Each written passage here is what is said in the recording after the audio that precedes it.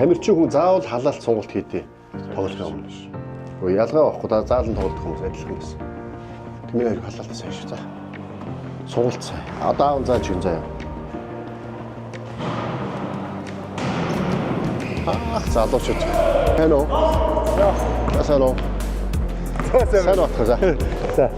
Олон тоглогч нартай харьцаж тэр болгоныг найруулж тоглох бүхий л одоо реакцийг мэдэрдэг учраас тэр ойлголцоход амар байдаг. Талбай дээр энэ үнэтэй тоглох зөндөө гарна.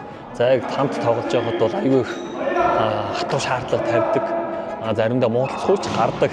2016 оноос шалтгаан барс багтаа холбоотой байгаа. Тэгээд бодвол хөгжүүлэхийн төлөө хувь нэмрээ оруулж явж байгаа юм. Гişээ баг болон одоо миний хувьд болон мөн манай Алтан Барс клубын тамирчин дүүнер гээд бүх залуучууд манд байнга тусалж байдаг одоо хатаа бол маш их баярлж явдаг юм аа.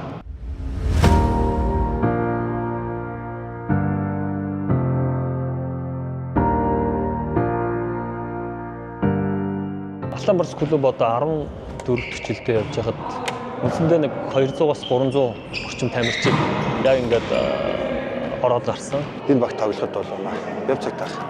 Холбон тоглогчийн үүргээр багт тоглохыг санал болгосон. Холбон тоглогч ямар чухал вэ гэдэг нь энэ багийн гол ноён нуруу бүх олон тоглолтын реакцийг авч явж байгаа учраас бас тэр утгаараа санал тавьсан.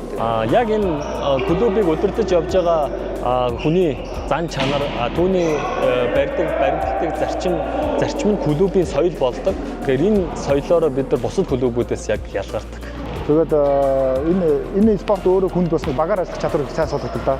Тийм утгаараа чи өөрөө хүмүүслэх энгийн юм шиг бүртээр бас бид нарыг бас нэг зөв чиглүүлэх яаж авах тал дээр бас их зөвлөгөө өгдөг. Тэгээд үндсэндээ бол одоо томоохон лигийн тоглолтууд юм баг маань.